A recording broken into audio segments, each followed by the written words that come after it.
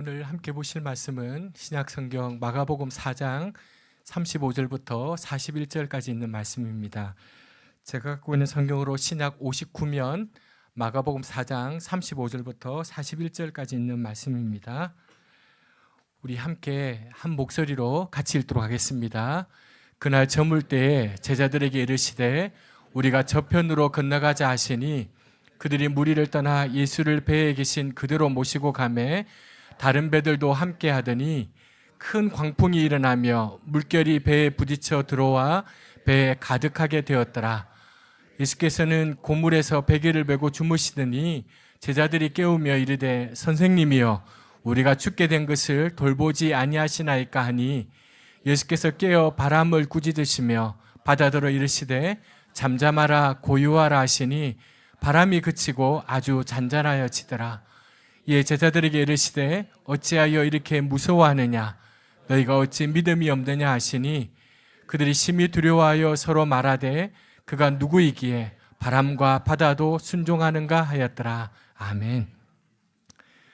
우리 전후좌우로 우리 얼굴 보시면서 함께 인사하십시다. 지난 한 주 동안도 수고 많았습니다. 한 주 동안도 수고 많았습니다. 네. 제가 주보 앞에도 그렇게 글을 써놓았듯이 때로는 우리 자신에게 건넨 다정한 말이 하루를 잘 건너게 합니다. 여기 제가 그 국어 사전을 찾아봤더니 이 오구오구라는 말이 순수 우리말이더라고요. 잘 타이르고 또 잘 격려하고 하는 말이에요. 우리 자신에게 한번 이 시간 격려하십시다. 다정한 말로 오구오구 잘했어. 지난 한 주 동안도 또 지금까지도 여러분 잘하셨습니다. 누구든지 별일 없이 살다가 갑자기 뜻밖의 위험에 빠질 수가 있습니다. 그 뜻밖의 위험에는 여러 가지 양상들이 있습니다. 우리 교우들께서 염려해 주신 덕에 태국을 잘 갔다 왔는데요. 태국은 전혀 이상이 없었습니다. 그런데 한국에 너무 많은 눈이 와가지고요.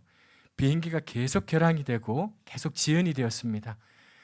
이제 인천공항에서 비행기가 떠서 치앙마이에 도착해야 그 도착하는 비행기를 저희가 타고 오거든요.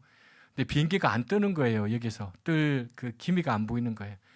다행히 이제 계속 이제 연락을 하고 알아보니까 이제 4시간 후에는 비행기가 뜰 것이다. 근데 이것도 장담할 수가 없다는 거예요.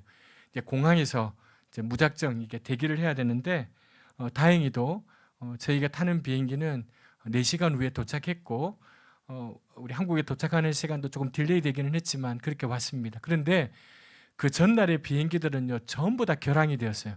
그래서 공항에서 자는 분들도 있었고 인천공항도 난리더라고요. 보니까 여러분 우리가 뜻밖의 어려움, 뜻밖의 위험, 생각도 못했던 일들에 빠질 수가 있습니다.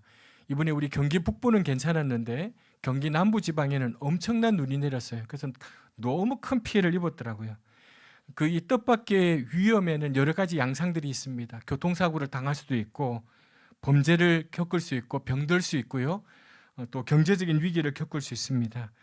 근데 이 뜻밖의 위험 앞에서 우리가 예측하지 못한 뜻밖의 위험 앞에서는 우리 인간은 속수무책이에요. 오늘 우리가 함께 읽은 이 본문에도 갑자기 뜻밖의 위험에 빠져서 당황하고 있는 사람들을 우리가 만나게 됩니다. 때는 예수님과 그 일행들이 배를 타고 갈릴리 호수를 가로질러 갈 때의 일입니다.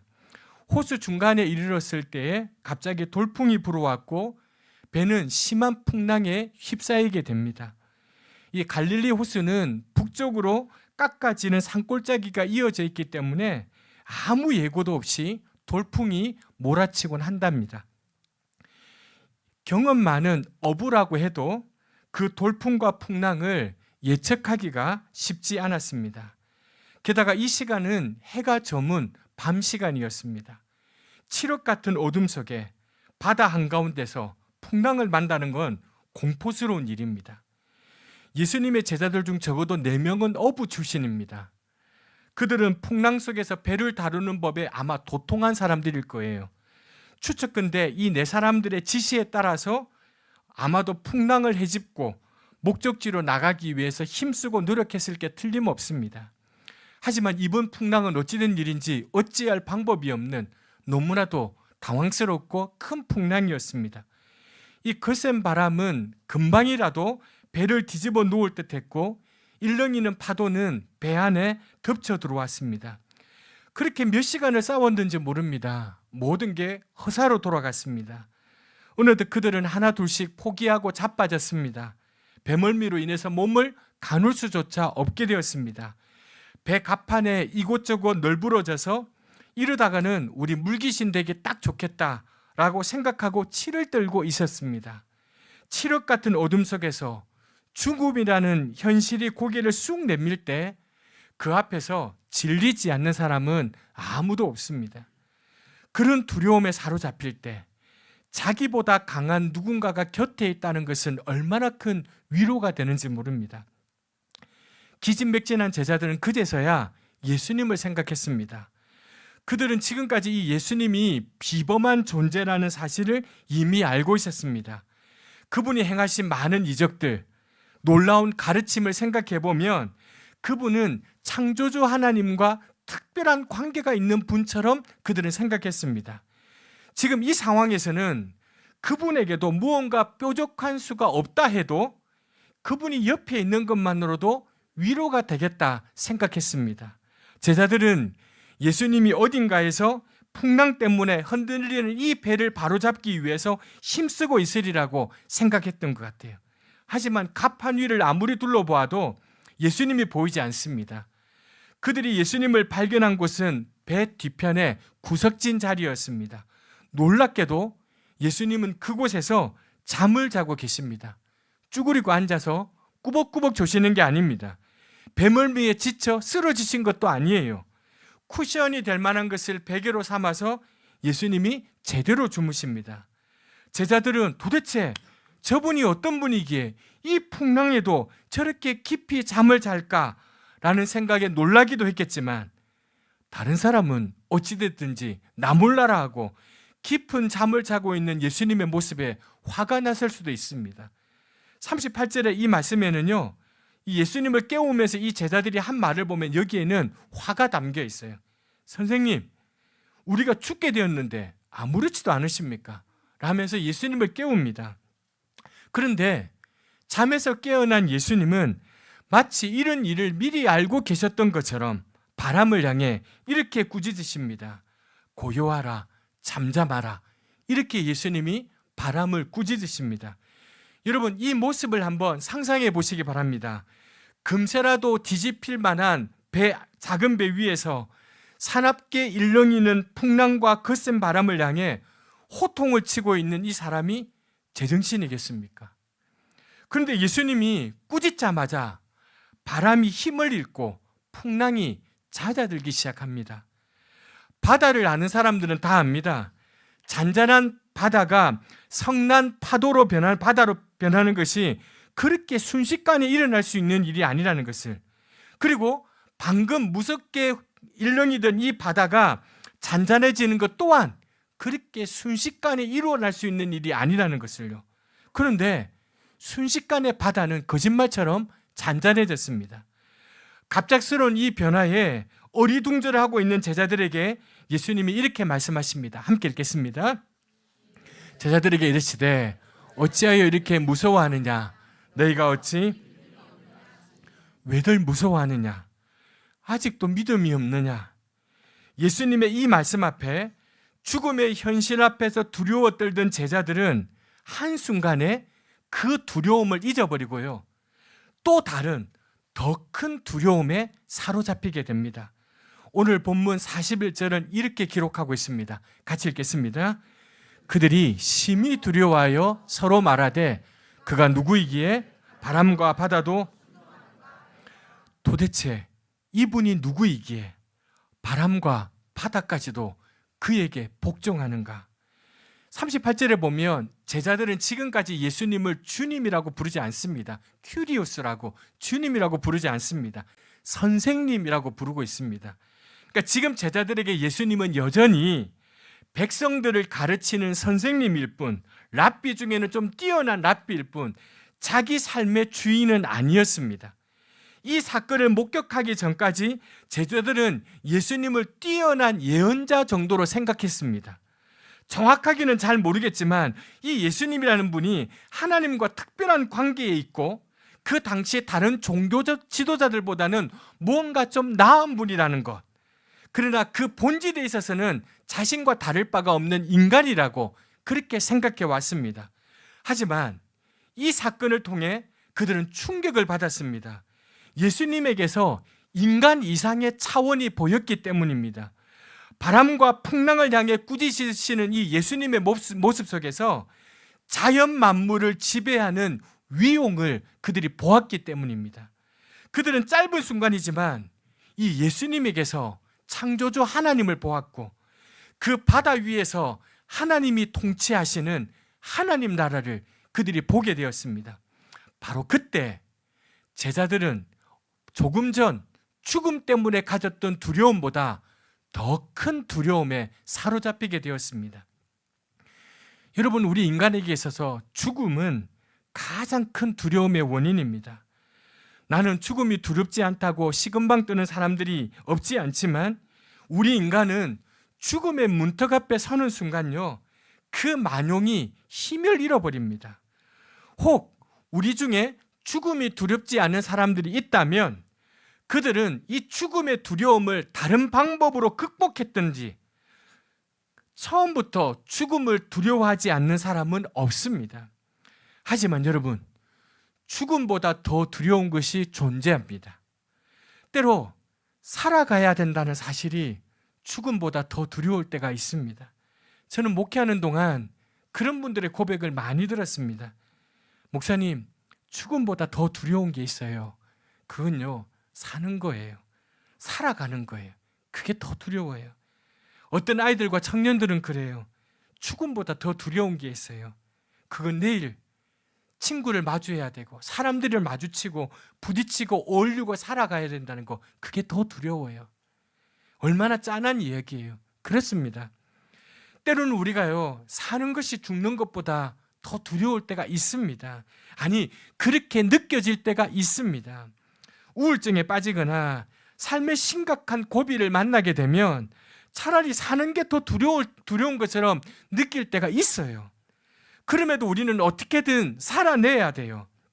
그런데 이것과는 다른 죽음보다 더 큰 두려움의 원인이 또 하나 있어요. 오늘 이 본문에서 제자들이 경험했던 그 두려움이에요. 제자들은 바람과 풍랑을 꾸짖어 잠잠하게 만드시는 예수님을 딱 보고는 죽음에 대한 공포는 까맣게 잊고는 또 다른 두려움에 사로잡혔어요. 41절 보니까 그들이 심히 두려워하여, 살고 죽는 것이 전부인 줄 알았는데, 이 죽음이 제일 두려운 일인 줄 알았는데 그게 전부가 아니라는 걸, 삶과 죽음을 초월하는 존재가 있고 또 삶과 죽음을 초월하는 세상이 있다는 것을 깨닫고 나서는 죽음보다 더 큰 두려움을 느끼게 된 거예요. 하나님이 우주 저 멀리 계시는 분이 아니고 지금 바로 내 옆에 계시는 분이라고, 하나님 나라가 죽고 나서 가는 곳이 아니라 내가 선 이 자리가 바로 하나님 나라라는 사실을 자각하자 제자들은 두려움에 사로잡힌 거예요. 피조물인 우리 인간이 하나님 앞에 설 때 두려워 떨 수밖에 없어요. 온 우주를 품고 계신 하나님 앞에 설 때 한 트럭 먼지와 같은 우리는 숨을 쉴 수가 없는 거예요. 절대 거룩의 하나님 앞에 설 때 죄로 물든 우리는 타 죽을 것 같은 두려움에 사로잡혀요. 하나님의 절대 진리를 마주할 때 마른 낙엽처럼 태워질 존재라는 것을 우리 스스로가 깨닫고 두려워하게 돼요. 사랑의 본체이신 하나님 앞에 딱 설 때 사랑의 실패자인 우리는 심판대 앞에 서 있는 죄인과 같은 모습이 되는 거예요. 여러분, 사실은 이 두려움에 비하면 죽음에 대한 두려움은 아무것도 아니에요. 어쩌면 이 땅에 사는 동안 우리를 괴롭히는 모든 두려움은 두려움의 결핍 때문인지 몰라요. 여러분, 제자들이 정작 두려워할 것은 내가 지금 이 풍랑 때문에 휩쓸려 죽는 게 아니라 지금 자신들의 삶에 가까이 와 계신 하나님을 알지 못하고 하나님 나라와 상관없이 살아가는 것을 두려워해야 돼요. 살고 죽는 걸 넘어서는 존재가 바로 그 넘어서는 존재, 그 하나님 앞에 내가 바로 설 준비가 되어 있지 않은 것이 진짜로 그들이, 그리고 오늘 우리가 두려워해야 될 일이에요.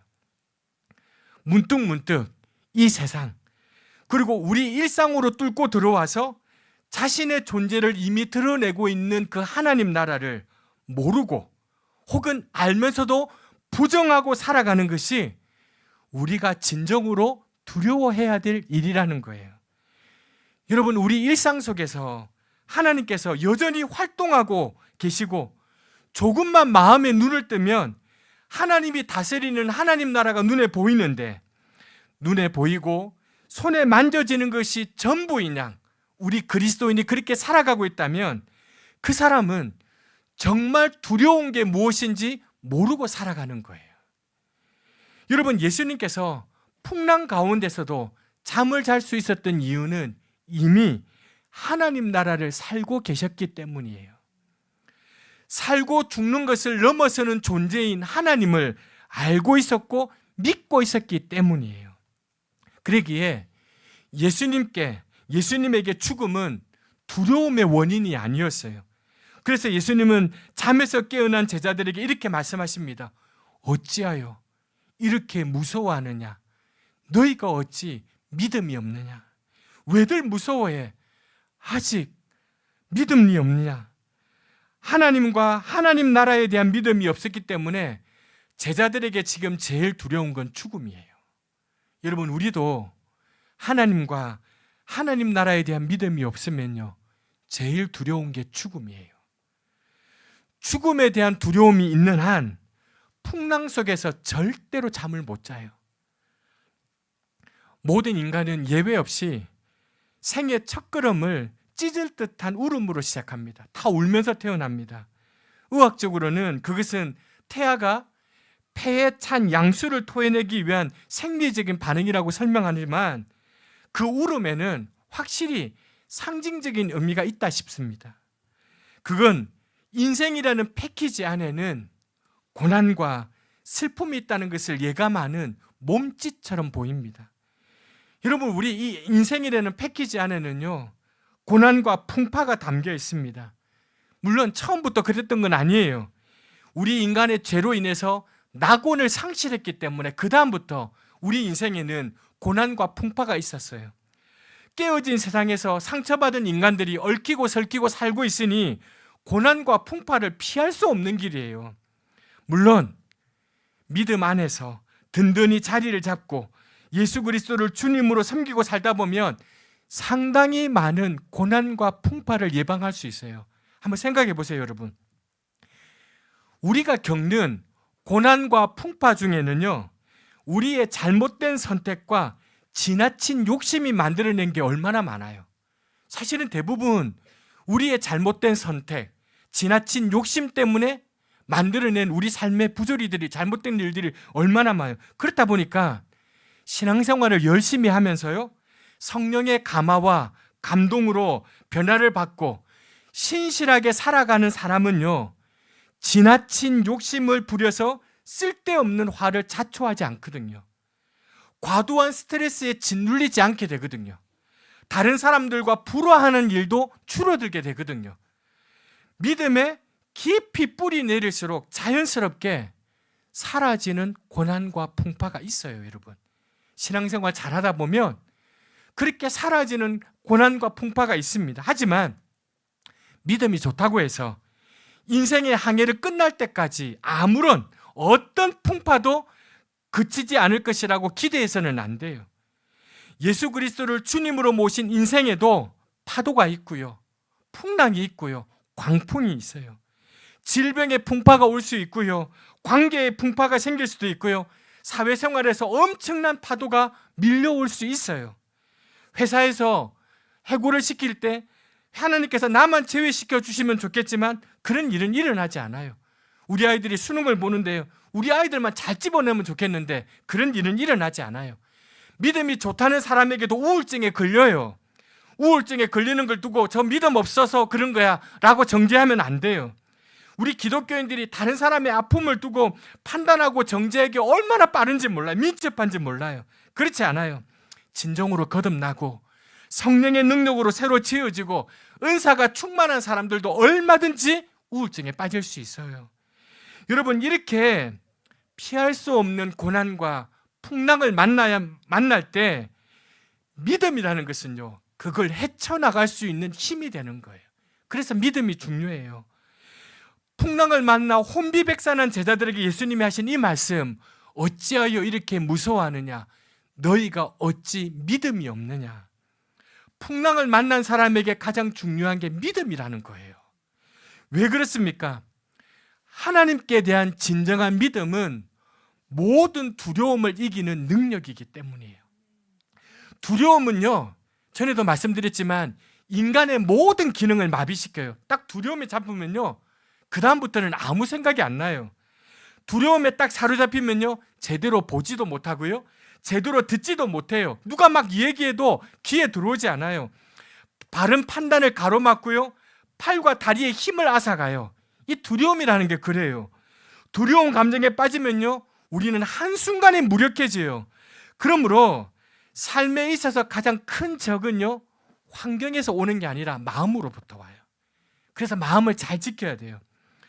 두려워하면요, 싸우기도 전에 이미 지는 거예요. 왜 두려움이 생기는가를 곰곰이 따져보면요, 결국은 죽음 때문이에요. 근데 여러분, 우리가 예수를 믿는다는 거, 신앙생활을 한다는 것은요, 죽음보다 더 큰 두려움, 즉 하나님 앞에 서는 두려움을 직면하는 것, 이게 믿음이에요. 이게 믿음이에요. 믿음이라는 건 살고 죽는 차원을 뛰어넘는 영원한 나라에 눈뜨고 그 나라 앞에서 두려워 떠는 것, 이게 믿음이에요. 믿음이란 그 영원한 하나님 나라의 현실 앞에서 자기의 죄성을 깨닫고 두려워하는 것, 이게 믿음이에요. 그리고는 그 예수님의 십자가 앞에 무너져서 주님, 저는 죄인입니다, 저를 떠나십시오 라고 절규하는 것. 그때 예수 그리스도께서 피 묻은 그분의 손길로 우리의 어깨를 감싸안으시면서 그분의 나라 안으로 우리를 이끌어 들이시는 것, 이게 믿음이에요.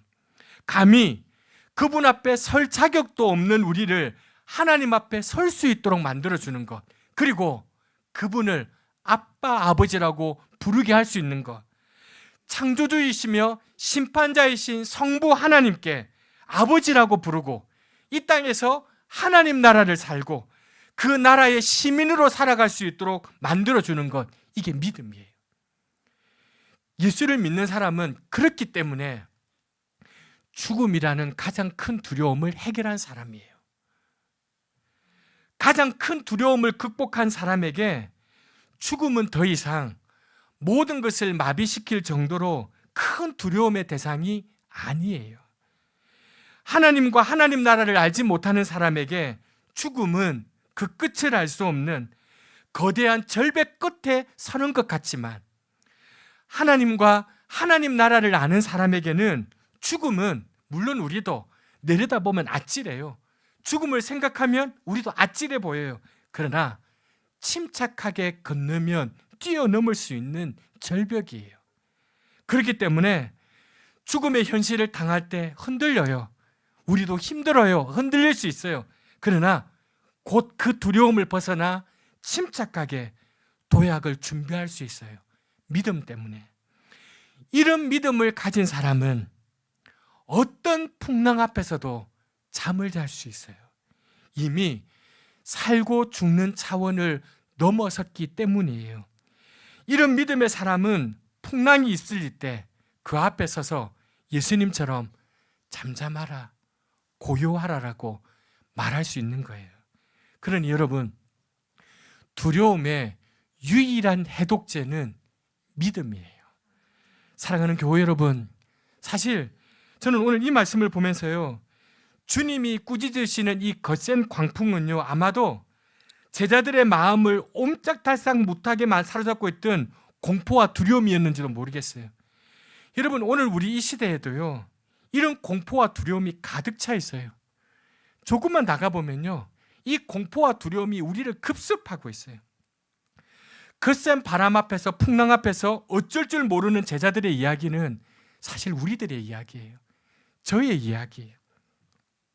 실업에 대한 공포, 자녀 교육에 대한 공포, 돈이 지배하는 이 세상에서 가진 것 없는 사람들이 경험하는 공포, 생각해보면 우리는 알 수 있어요.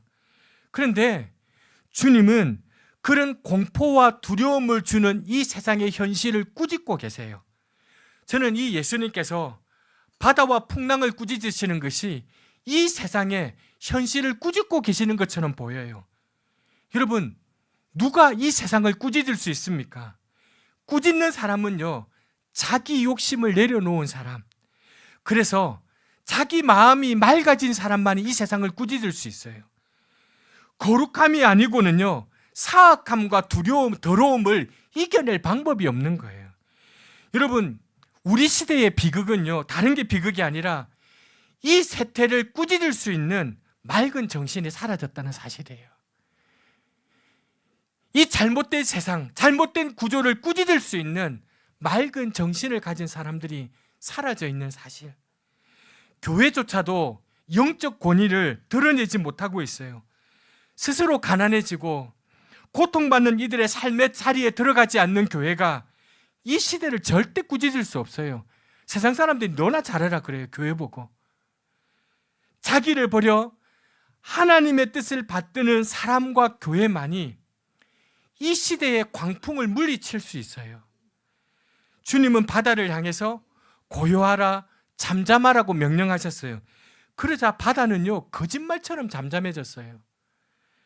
사랑하는 교회 여러분, 주님의 말씀에는 권능이 있습니다. 세상을 창조하실 때 그 말씀, 그 에너지로 가득 찬 말씀이 우리 속에 들려오면 우리의 인생에는 참 자유를 얻을 수 있습니다. 말씀은 빛입니다. 그 빛은 우리 속에 잠들고 있는 하나님의 성품의 씨앗을 보게 만들어줍니다. 그 빛은 우리가 직면하고 있는 이 문제보다 훨씬 더 우리가 큰 존재임을 깨닫게 해줍니다. 말씀은 우리를 두렵게 하고 우리를 속박하는 것으로부터 우리를 자유롭게 만들어줍니다. 그래서 여러분, 말씀을 모시고 사는 사람은요, 시도 때도 없이 일어나는 우라 속으로 속이 타지도 않고요, 현실에 대한 불만과 불평으로 불뚝거리지도 않고요, 절망과 낙심의 물결에 휩쓸리지도 않게 되는 거예요. 저는 오늘 어찌 믿음이 없느냐라는 이 주님의 꾸짖음이 저에게 천둥같이 들려요.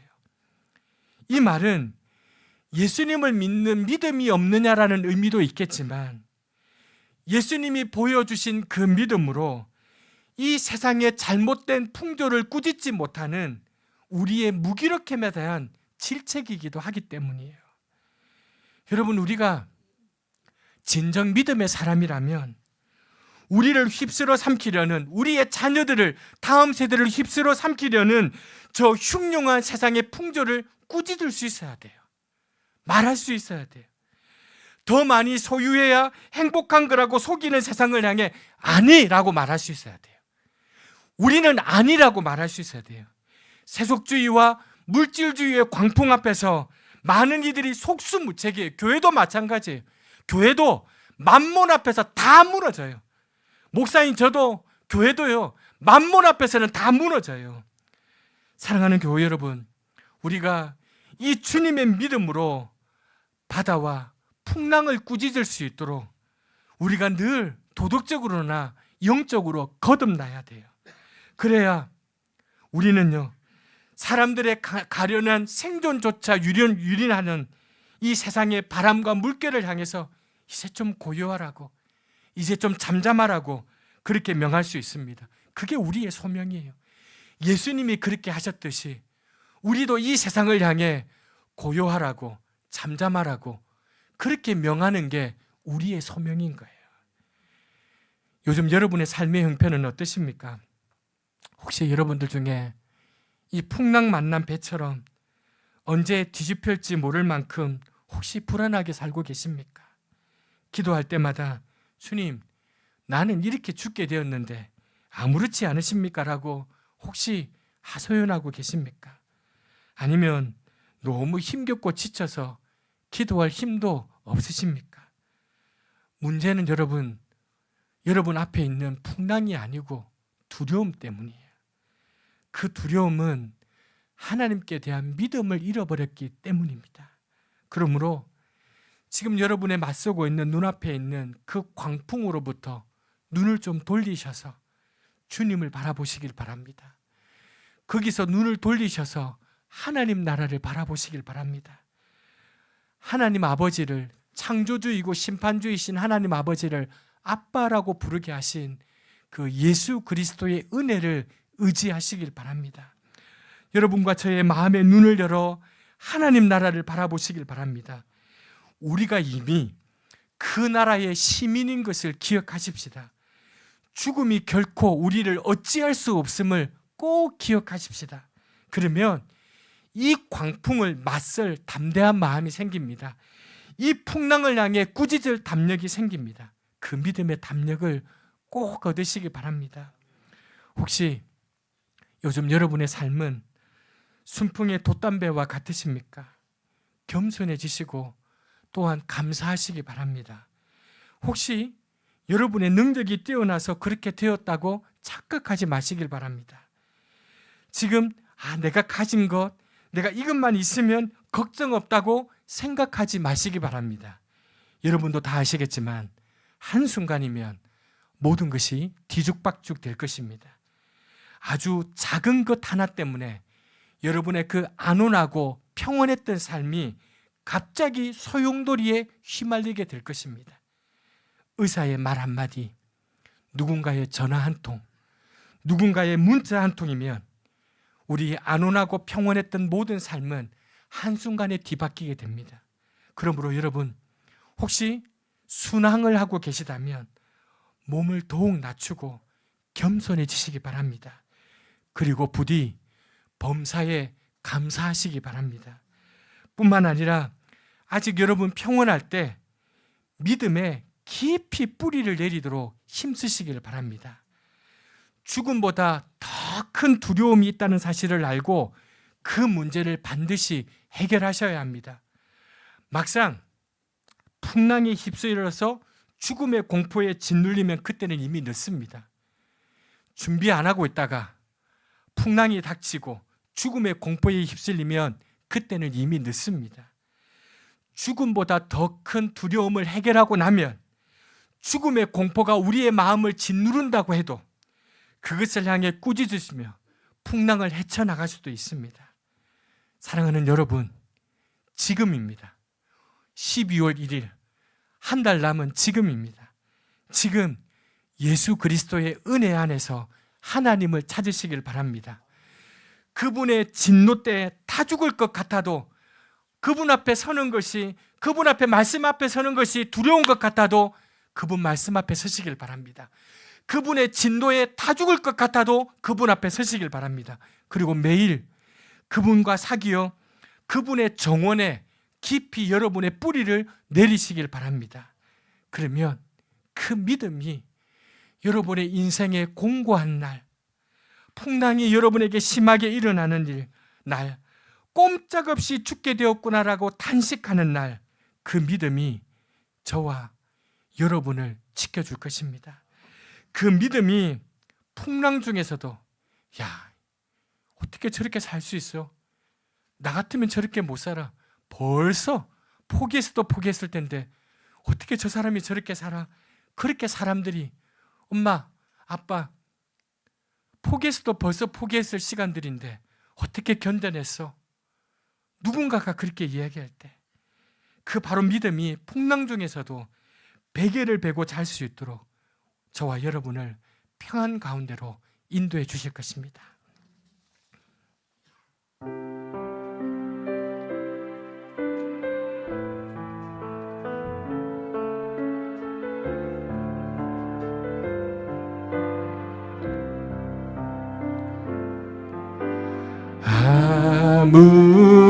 아무것도 두려워 말라. 주 나의 하나님이 지켜주시네. 놀라지 마라. 겁내지 마라. 주님 나를 지켜주신. 우리 한 번 더 찬양하실까요? 아무것도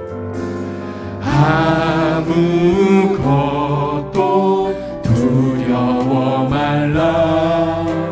주 나의 하나님이 지켜주시네. 놀라지 마라. 겁내지 마라.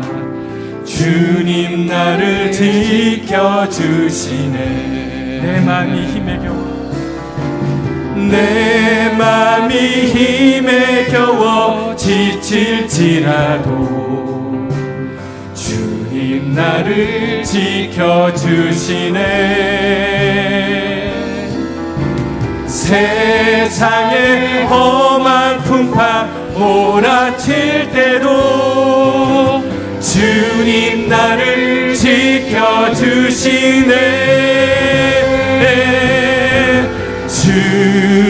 주님은 나의 산성, 주님은 나의 요새, 주님은 나의 소망, 나의 힘이 되신 영혼.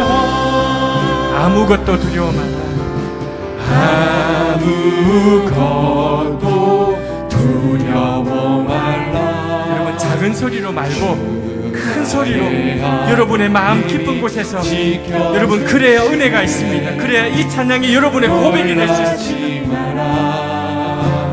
겁내지 마라. 주님 나를 지켜주시네. 여러분의 진심의 고백으로 내 마음에 힘이 겨워, 내 마음이 힘에 겨워 지칠지라도 주님 나를 지켜주시네. 세상의 험한 풍파 몰아칠 때도 주님 나를 지켜주시네. 주님은 나의 산성, 주님은 나의 요새, 주님은 나의 소망, 나의 힘이 되신 영혼. 내 맘이 힘에 겨워, 내 맘이 힘에 겨워 지칠지라도. 아멘. 아멘. 그렇습니다. 아멘. 그렇습니다.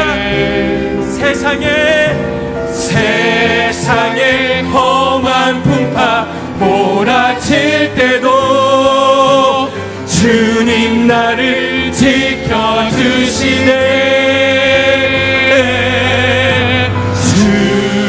주님은 나의 산성, 주님은 나의 요새, 주님은 나의 소망, 나의 힘이 되신 여호와. 주님은 나의 산성, 주님은 나의 산성, 주님은 나의 요새, 주님은 나의 소망, 나의 힘이 되신 여호와. 그렇습니다. 여러분, 이 시간 우리 기도할 때 저희에게 믿음이 없습니다. 작은 파도를 헤쳐나갈 믿음도, 하나님 이 작은 풍랑을 다스릴 믿음도, 큰 광풍이 헤쳐나갈 이 믿음도 저희에게는 없습니다. 잔잔한 파도 앞에서 우리는 두려워 떨고 움츠러듭니다. 세상이 끝난 것처럼 우리는 말을 합니다. 잔잔한 풍랑만 다가와도 우리는 인생이 끝난 것처럼 절망합니다. 큰 광풍 앞에서는 죽고 싶은 마음밖에 들지 않습니다. 주님, 이 시간 저희의 믿음 없음을 불쌍히 여겨 주십시오. 저희의 믿음 없음을 불쌍히 여겨 주십시오. 우리 인생 가운데 일어나는 이 풍랑에 두려워하지 않게 하시고 우리를 도우시는 주님 안에서 참된 믿음을 가지게 해주십시오. 그 믿음으로 삶의 모든 풍파를 헤쳐 하나님 나라를 이루게 하시고 마침내 그 나라에 도달하게 해주시옵소서. 오늘 주신 말씀을 생각하며 같이 기도하겠습니다.